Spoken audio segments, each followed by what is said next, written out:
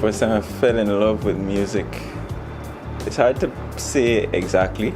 I've been playing since I was like 6 or 7, but I didn't start playing the guitar until I was 14, thereabout. Yeah. And I guess that's the point at which I really got into it. I think I occupy a unique space because I have not been, as a guitar player, listening heavily to other guitar players and like copying their stuff. But the influences are still strong. There's a guitar player, Chuck Loeb.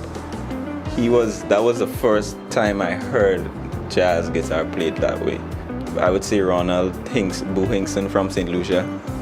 He was the first jazz guitar player I saw live. So at that moment, that was like a big deal. Arturo Tapin from Barbados.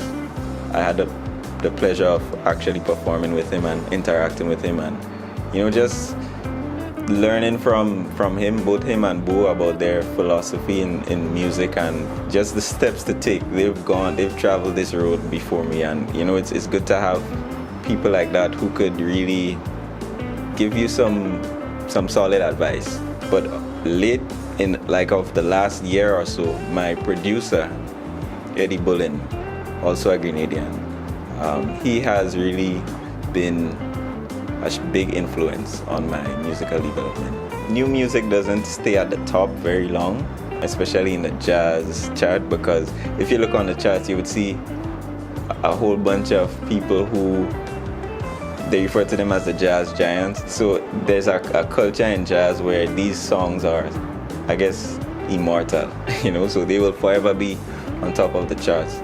But to be up there with these people, I mean, that was unimaginable for me, coming from where I'm coming from. There's no way I could have dreamed that my music would make it to that spot. Interestingly, when the album came out, it was #1 on the all genre iTunes chart for Grenada. When I went on to look for the other I guess artists or songs that were on the chart, I didn't see another Grenadian on the iTunes chart. And it was really telling for me, because I think here people really need to get into the business of it, start registering their music, signing up with publishing rights organizations, and really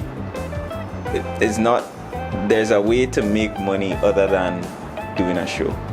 So the album is available on basically all the digital platforms for either streaming or download.